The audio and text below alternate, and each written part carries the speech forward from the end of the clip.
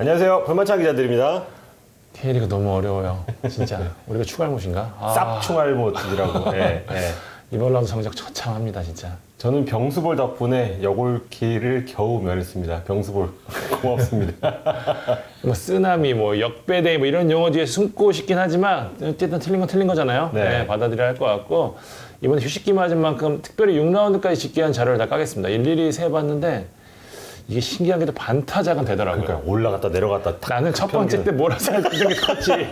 근데 그 다음부터는 하나 두 개였어. 근데도 딱 그 평균이 되고 그러니까요. 저도 3개, 4개, 2개, 3개, 4개, 2개 50% 했으면 됐지 뭐. 50% 조금 안 되는 것 같습니다. 네. 위안 삼아 보겠습니다. 네, 저희 예측을 보시고 혹시라도 실제 배팅에 활용한 분들은 없겠지만 혹시라도 계시면은 심심한 사과의 말씀을 드리고 그래도 하나의 놀이로 생각하시는 분들이 많더라고요. 이제 휴식기 이후에도 예측을 한번 이어가 보겠습니다. 그때는 60%를 목표로 한번 용기를 내보겠습니다. 그만큼 이변이 많았던 6라운드입니다. 네. 12개 팀도 저희도 모처럼 한술 돌릴 여유가 생긴 예, 이제 휴식기가 접어들잖아요. 네. 6라운드 리뷰 가열차게 준비했습니다. 네. 첫 경기 20일 제주 월드컵 경기장에서 열린 제주 광주전. 또 뭡니다. 1대1로 비겼어요. 장 기자가 맞췄죠? 네. 네, 제주 이쯤 되니 안 이기는 건지 못 이기는 건지 패하지 않는 게 잘하는 건지 무승부가 많은 게 못하는 건지 대단히 헷갈립니다. 6경기를 치렀는데 벌써 5무예요. 5무. 일단 수삼 그리고 성남과 함께 최소 실점 수비는 엄청난데 문제는 저희가 뭐 6라운드 내내 말하는데 공격입니다. 진정한 이진법 축구. 진짜 이즈법이죠. 0-1-1-1-0-1 지난 6경기 제주 득점입니다. 2015 시즌 FC 서울이 생각나는 흐름인데 당시 최용수 감독이 이끌던 서울이 이진법 축구로 놀림을 받았거든요. 그걸 탈출하는데 제가 알기로도 굉장히 오랜 시간 아마 박주영이 부상 복귀한 다음에 탈출했던 것 같은데 오래 걸렸는데 제주도 3월 휴식기 전까지는 이 이진법에 덧해서 좀 탈출하지 못했습니다. 광주전 들여다보면 흐름은 나쁘지 않았는데요. 맞아요. 네, 올 시즌 개막 후 가장 많은 단일 경기 13개의 슛을 때렸습니다. 특히 진성욱을 교체 투입한 후반에는 공세를 몰아가면서 득점을 노렸고요. 19분에는 정우재가 눈으로 선제골을 좀 넣었습니다. 다이빙 헤더는 정말 그 진짜 탑 클래스의 그런 그 모션이었지만 정확히 이마에 안 맞았다는 건 좀 함정일 수 있고요. 그런데 4라운드 대구전처럼 선제골 이후에 얼마 지나지 그러니까요. 않아서 네. 또 동점골을 내줬어요. 이게 집중력이 90분 내로 유지되는 것 같으면서도 실점하는 패턴을 보면 쉽게 흔들린다는 것도 좀 볼 수 있거든요. 예, 펠리페가 이 동점골을 넣으면서 경기는 비겼고 또 득점자도 보면 정우재는 윙백이잖아요. 그 포지션을 표시할 때는 미드필더로 일단 표시가 되긴 하지만 수비 역할도 한단 말이에요. 사실상 파이백이잖아, 지금. 네, 파이브백으로 본다면 수비수라고 볼 수도 있고 그 4골을 지금 모두 수비수가 네. 넣었습니다. 그러니까 지금 공격수들 뭐 저희가 다 깔 수는 없지만 연봉이 상당히 많은 걸로 알고 있어요. 상당합니다. 상당합니다. 근데 지금 공격수 숫자는 뭐 대여섯 명 되는데 이들에게서 한 골도 안 나왔다는 거 6라운드까지. 그거는 진짜 뭐 감독 전술 이건 탓할 필요 없고 선수들이 좀 통렬히 반성해야 될 부분이라고 생각합니다. 반대쪽에서 보면 펠리페 그냥 첫 선발 경기에서 어떻게 우당탕탕 한 골 넣잖아요. 그러니까 폼이 안 좋았는데. 네, 그죠? 폼이 안 좋았는데 그게 바로 조금 뭐 클래스의 차이라고도 좀 볼 수 있고 6라운드 이후 7라운드부터는 제주가 좀 풀어야 될 숫자입니다. 광주로 좀 보면 전반에 이제 엄원상이 다쳤습니다. 뭐 태클을 하는 과정에서 무릎이 좀 쓸리는 걸 제가 봤는데 내측부 인대 손상이라고 생각보다는 조금 크지 않다고 해서 다행이지만 2주 정도 진단을 받고 대표팀 소집이 제외가 됐습니다. 지금 광주는 이번 라운드를 통해서 지금 11위까지 떨어졌거든요. 근데 이제 외국인 2명이 합류를 했어요. 팀 훈련에. 근데 헤이스는 엄청 빠르다고 하고 특히 알렉스는 지금 윤보성 전화 인터뷰를 했는데 알렉스 굉장하다고. 선수가 얘기하면 찐이에요. 네, 엄청나다고. 그래서 두 외국인 때문에 4월에 본인들이 지금은 내용은 좋지만 결과를 못 땄는데 결과까지 딸 수 있다. 이런 자신감을 좀 내비쳤습니다. 자, KMM 누구로 할까요? 윤보상으로 하겠습니다. 일단 김영광과예요. 예, 짐승미를 뽐내는 그런 골키퍼 유형인데 같은 공을 막아도 몸을 시원시원하게 날리잖아요. 그래서 좀 더 역동적인 느낌을 주고 이날 선방 3개를 하면서 선방 23개 지금 6라운드 기준 최다 선방입니다. 그 선방률이 60.3%인데요. 20개 이상의 PU슛을 마주한 골키퍼 중에 세 번째로 높습니다. 조현우가 90%대라고 했는데 그건 사실 좀 불가능한 이야기고 실제로는 51.43%입니다. 그러니까 이게 좀 애매한 게 네. 슈팅 대비 실점을 한 거를 보면은 그러니까 네. 아이스하키가 그렇게 하거든요. 아, 그럼 예, 90%가 맞죠. 네. 근데 선방진은 또 다른 개념으로 계산을 하니까 그렇죠. 예, 유효슛이 뭐 블록도 있고 하다 보니까 51.43%고요. 연맹 공식 자료로 윤보상은 60%가 넘습니다. 네, 두 번째 경기는 전북과 수원 FC전입니다. 창 기자가 직접 다녀왔는데요. 의외로 1대1 무승부로 마무리됐습니다. 전북이 못했고 수원 FC가 잘했습니다. 네. 그 결과가 좀 반영된 경기였고요. 이날 전북이 일루첸코, 구스타보, 이게 일루타보라고 하는지 구스첸코라고 하는지 모르겠는데 투톱을 가동을 했습니다. 계속 실험해요. 그러니까 네. 상대 중앙 수비가 크지 않아서 높이를 극대화해서 화력을 높이겠다는 게 그 경기 전 밝힌 김상식 감독의 생각이었는데 네. 둘의 케미가 전혀 없었습니다. 준비가 안 됐다는 생각이 들 정도로 움직임, 뭐 동선, 호흡 모두 다 낙제점이었고요. 이 감독들이 장신 투톱에 대한 로망이 있나 봐요. 최영희 감독도 이거 엄청 써보려고 그랬잖아요. 맞아요. 김성식 감독도 어쨌든 뭐 실험을 해봤지만 경기 후 자신의 실패라고 인정할 정도로 이 투톱 실험 실패했고요. 그에 반해서 수원 FC는 이 박주호를 중앙 미드필더로 기용하고 무링롤을 이제 왼쪽에서 이제 프리롤로 두는 전술을 뒀는데 이 시프트가 굉장히 잘 됐습니다. 박주호는 사실 운동력이 필요한 사이드보다는 이제 좀 운동력이 많이 떨어졌기 때문에 중앙에서 홀딩해 주는 게 훨씬 나은 것 같고 무릴로가 이날 진짜 전북한테 내가를 보여주려고 했는지 정말 이를 악물고 뛰면서 여러 차례 기회도 만들었고요. 김건웅이 이제 수비 시에는 3백을 만들어주거든요. 내려가면서 좌우 풀백들이 이제 윙백으로 변신하게 되면서 이제 공격 과담을 적극적으로 한 것도 주요했습니다. 네. 전북이 이제 빠르게 이승기 한기원을 투입해서 분위기 바꿨는데 후반 5분에 결실을 맺습니다. 홍정호가 슈팅을 딱 날렸는데 수원 FC 수비수에 또 손에 맞았어요. 하필. 다들 저 현장에 있었는데 누군지 몰랐었는데 직감적으로 알았어요. 박지수구나. 네. 예. 이게 인천전 페널티킥을 만든 핸드볼이 사실 오심으로 판명나면서 또 부활했잖아요. 네. 팬들이 피닉스라고 하더라고요. 아, 이거 예. 알죠. 네. 김천 상무행을 예약해뒀기 때문에 피닉스다 뭐 이런 얘기도 있고 그런데 이날 퇴장당하다 팬들이 많이 주목했는데 또 페널티킥이었어요. 일부 팬들이 그 얘기하더라고요. 네. 무릎 맞고 손 맞고 따닥이니까 이거 또 뒤집히는 거 아니야 그랬는데 제가 심판들 몇 명한테 물어보니까 이건 무조건이래요. 네. 아니라 그러더라고요. 박지수 3경기 기록 보면은 2퇴장, 2부활, 3페널티입니다. 네. 진짜 이거 역사상 볼 수 없는 기록을 만들고 있고요. 사실 이 페널티 이후로 전북을 기운화했는데 수원 FC가 잘했습니다. 전북이 못한 것도 있었고 일방적으로 몰아붙이다가 후반 종료 직전 김건웅의 헤더로 승부를 원점으로 돌렸죠. 김상식 감독이 경기 전 인터뷰에서 전북의 매운맛을 보여주겠다 했는데 네. 이거 순한 맛 정도가 아니었어요. 밍밍한 맛이었습니다. 전북 휴식 동안 확실히 변화가 좀 필요한 것 같고요. 그나마 이날 경기는 한기원이 좀 정상 복귀한 게 유일한 위안일 것 같고 수원 FC는 시즌 분위기 전체를 바꿀 수 있는 귀중한 승점 얻었습니다. 네. 박지수 이날 첫 풀타임 퇴장 없이 마친 유일한 경기라고 팬들이 그러는데 네. 다음 경기부터는 이 지독한 불운에서 벗어날 수 있을 것 같다는 희망을 줬다는 점에서 수원 FC는 여러모로 얻은 것이 많은 경기였습니다. 네. KOM은 누굽니까? 김건웅 하겠습니다. 네. 저 벌써 두 번째 선정하는 것 같은데 맞아요. 그만큼 올 시즌 수원 FC에서 제일 잘하고 있는 선수 대내외적으로 다 인정하는 부분이고요. 이날도 전술적 역할을 완벽히 했고 동점골까지 넣었고요. 사실 신입생들이 주목받았던 수원 FC인데 기존 멤버인 김건웅이 잘해주면서 팀의 안정성을 주고 있다는 점도 좀 높은 점수를 줘야 될 것 같습니다. 네. 자, 세 번째 경기 성남과 포항의 경기입니다. 성남이 2대1로 이겼습니다. 일단 신스틸러부터 소개합니다. 송민규인데요. 이날 전반 41분 사이에 천당과 지옥을 오갔습니다. 일단 5분 만에 선제골 넣었죠. 문전에서 붕 뜬 공을 감각적인 헤더로 시즌 3호 골을 만드는데요. 여기에 20분 정도에 이종성 대신 수미로 나선 권순형이 다치면서 또 교체가 됐어요. 여러모로 수원전 대패 충격에서 포항이 좀 벗어나나 이런 생각이 되나 맞아요. 좀 잘했어. 탄천에서 화풀이 하나 이런 분위기였는데 스스로 무너집니다. 35분 성남 코너킥 상황에서 이규성이 낮게 휘어찼잖아요. 근데 앞에 있던 이승모가 제대로 클리어링하지 못하고 공이 그대로 뒤로 흘렀고 맞아요. 물제비처럼 통통 튀면서 골문 안으로 쏙 들어갔습니다. 한 시즌에 한 번 나올까 말까 그런 맞아요. 자책골이었고 여기에 송민규가 박태준과의 공중볼 다툼에서 고의성이 짙은 팔꿈치 공격을 가해서 다이렉트 퇴장을 당합니다.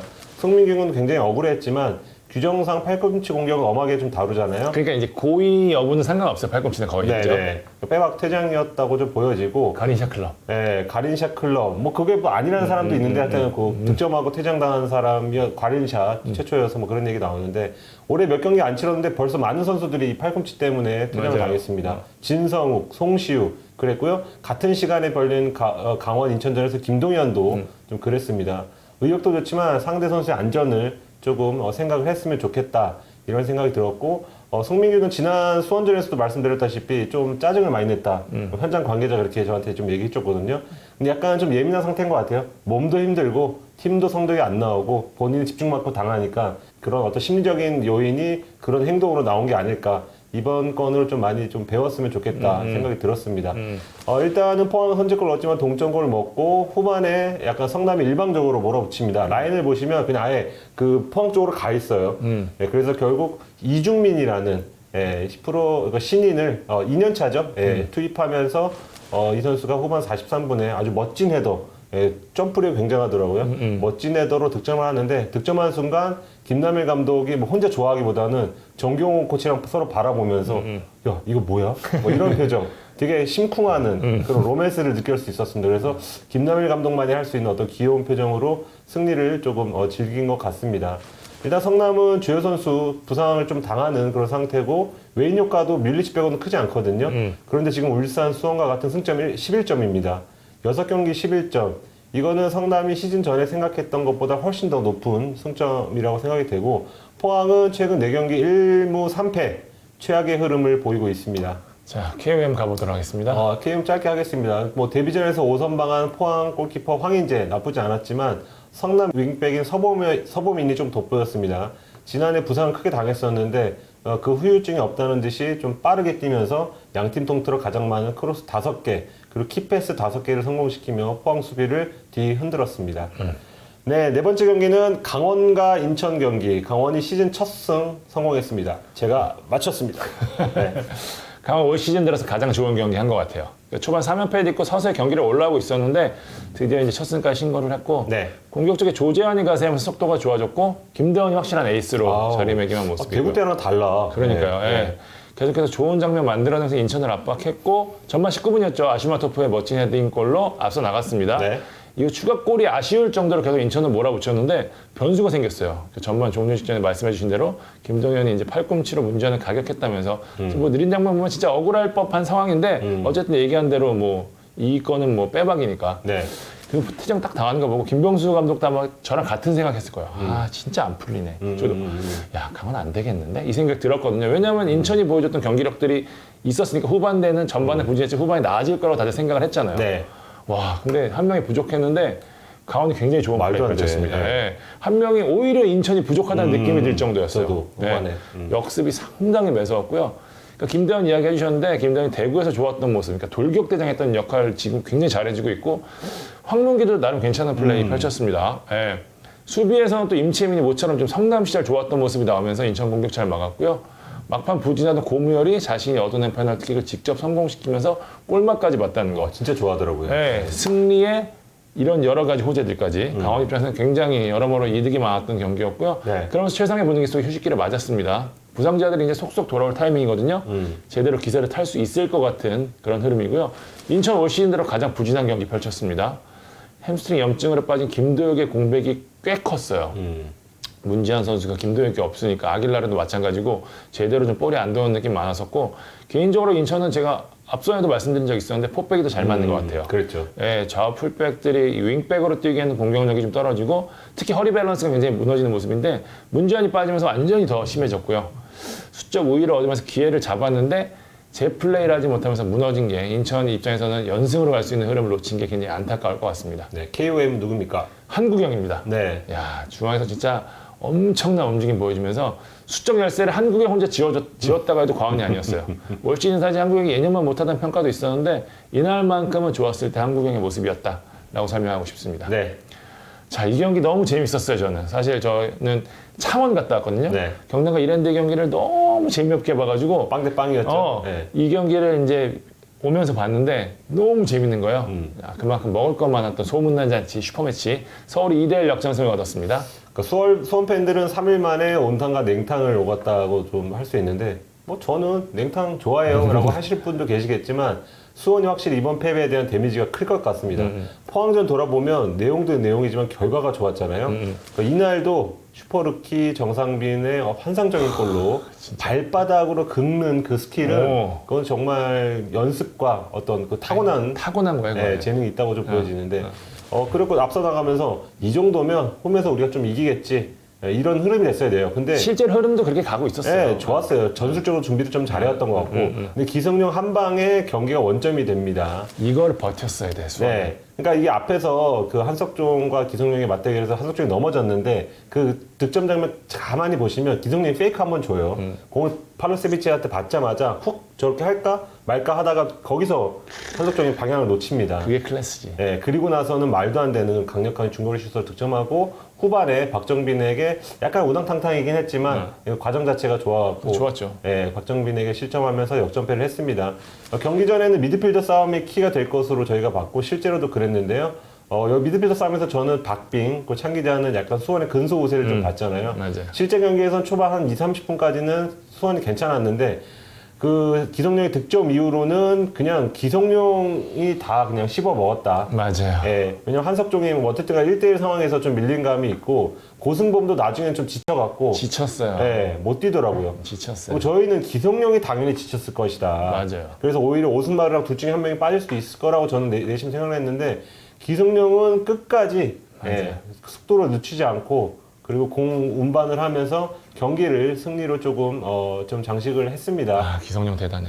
기성용이 진짜 클래스가 다 3경기 연속골이에요 지금. 맞아요. 그것도 커리어 하나- 최초라던데. 커리어 최초예요 진짜? 네. 네. 지금 뭐 자기 커리어 하인 뭐 8골까지 노린다 이런 얘기도 할 정도로 폼이 굉장히 좋습니다. 뭐 수원 입장에서는 시즌 첫 패를 서울에 당한 거 좀 억울하겠지만 한 가지 위안이 있다면 아무래도 정상빈이죠. 아, 정말 물건입니다. 네, 2경기 연속 그 가랑이 사이로 득점을 했는데 이거 사실 뭐 어느 정도 노력했겠지만 한편으로는 좀 운도 따랐던 아니요. 것 같고 저거는 본능이에요. 본능 정말로. 딱 보이나 가랑이가? 정말 본능이래요. 야, 그 수비 형들은 아마 멘붕에 빠졌을. 근데 이제 정상빈이 부상당한 뒤에, 그러니까 정상빈 때문에 밀린 건 아니지만 좀 더 보고 싶었는데, 뭐 한 2-3골 정도 넣는 걸 보고 싶었는데, 일찌감치 부상당한 건 조금 안타까웠습니다. 그 자체의 흐름도 약간 수원 입장에서 불운했었을 것 같아요. 그렇죠. 예, 예. 예, 정상빈이 폼이 워낙 좋았기 때문에. 맞아요. 일단 수원은 5월 29일, 스트리퍼 매치 2라운드를 좀 기다릴 것 같습니다. 자, KOM 가보도록 하겠습니다. 서울 홍준호로 하겠습니다. 와, 맞아요. 예, 다 그런 얘기 많이 하던데 기합이 딱 들어간 선수처럼 마지막 30분 치열하게 딱 뛰었습니다. 처음에 공격수였어요. 그래서 공중볼 따내고 그 과정에서 이제 직접적인 어시스트는 없었지만 추가골이 나왔고 그 다음에 수비로 야 내려와 내려와서 또 공격도 막았습니다. 그래서 홍준호 투입된 이후로 분위기가 서울이 좀 유지했다는 점에서 저는 높은 점수를 주고 싶습니다. 마지막 경기입니다. 대구와 울산. 야, 최대 이변의 경기라고 볼 수 있습니다. 대구가 역전승했죠. 축구 정말 몰라요. 네. 진짜 이 말이 정말 딱 맞는 경기였어요. 아니 대구가 이길 수 있는 요소가 하나도 없었어요. 에드가, 박기동, 쯔바사, 황순민, 조진우, 김진혁까지 빠졌어요. 김진혁 맞아. 네. 사실상 베스트 11 짜기도 어려운 상황이었고 상대는 또 대구에 강했던 울산 아니겠습니까? 대구의 이 최악의 상을 모두 뒤집었습니다. 저 일단 이용래, 이근호 베테랑 칭찬하고 싶은데요. 네. 플랜 코치 이용래는 계약 다시 해야 되는 거 아니냐 얘기가 들 정도로 너무 싸게 너무 빡세게 굴리는 거 아니냐는 얘기가 다른 들 선수 정도로 내려온 거 아니냐는. 네. 중원 싸움이 잘해줬고 네. 이근호도 사실 결정적인 기회를 한번 놓치긴 했지만 어쨌든 동점골 넣고 세징야의 짐을 좀 덜어줬습니다. 이날 굉장히 활발한 움직임 펼쳤고요. 네. 두 선수가 잘해주면서 세징야가 특유의 자유로운 플레이를 할 수 있게 됐고 무엇보다 속도를 올릴 수 있었다는 점 이게 저는 좀 주목하고 싶고 저는 세리준유도 잘했다고 생각해요. 왜냐하면 그 미드필더까지 내려와서 공도 잘 받아주고 세징야의 부담을 덜은 선수 중에는 세리준유도 있습니다. 네. 이근호를 거쳐 세징야가 마무리한 마지막 결승골 장면은 대구가 가장 좋았을 때 역습 장면이었거든요. 맞아요. 예, 여러모로 이제 대구 입장에서는 올 시즌 터닝 포인트가 될 수 있는 경기였고 울산 힌터제어 얘기 좀 해야 될 것 같습니다. 올 시즌 뭐 홍명보 감독이 더 기다려야겠다고 하는데 저는 글쎄요 이제 형태나 능력을 좀 보면 비온 존슨까지 가면 다행이다. 주니어는 그 정도까지? 예, 저는 그런 생각이 좀 솔직하게 들었습니다. 근데 좀 봐야 돼. 그렇죠. 더 봐야 되는데 네. 이 지금까지 경기 보여준- 어쨌든 힌터제어가 버티지 못하면서 울산의 공격이 좀 꼬였고요. 네. 그래서 가운데서 볼 도는 게 확실히 시즌 첫 경기 때문에 확실히 느려졌어요. 네. 개인적으로 저는 아침이랑 클럽 월드컵 휴유증이 좀 있는 것 같다는 생각이 좀 들거든요. 그러니까 상대가 지금 울산을 상대로 하면 무조건 속도를 올리기 전에 볼 투입 자체를 막아버리거나 아니면 밑에 진을 치는 방법으로 막고 있거든요. 이걸 알고도 당하고 있는데 홍명보 감독 입장에서 A매치 브레이크 쉬면서 데뷔를 해야 되는데 주축들이 대구 한일전까지 치르고 있잖아요. 한 명 더 늘어났잖아요. 7명입니다. 여기 김기 윤빛가랑까지 다쳤습니다. 네. 여러모로 좀 답답한 울산이 될 것 같습니다. KOM은 세징야라고 쓰고 신이라 읽는다. 예. 예년보다 훨씬 무거운 짐이잖아요. 네. 세징야고요. 진짜 슈퍼 에이스의 존재감 제대로 보여줬다고 봅니다. 자, 지금까지 숨가쁘게 6라운드 리뷰였는데 한 경기 더 있는 줄 알았어요. 어. 아, 뭐가 있지? 자, 저희가 네. 잘 쉬고 또 다른 컨텐츠 준비하다가 10일 뒤 프리뷰에 뵙도록 하겠습니다. 네, 지금까지 볼만찬 기자들이었습니다. 감사합니다.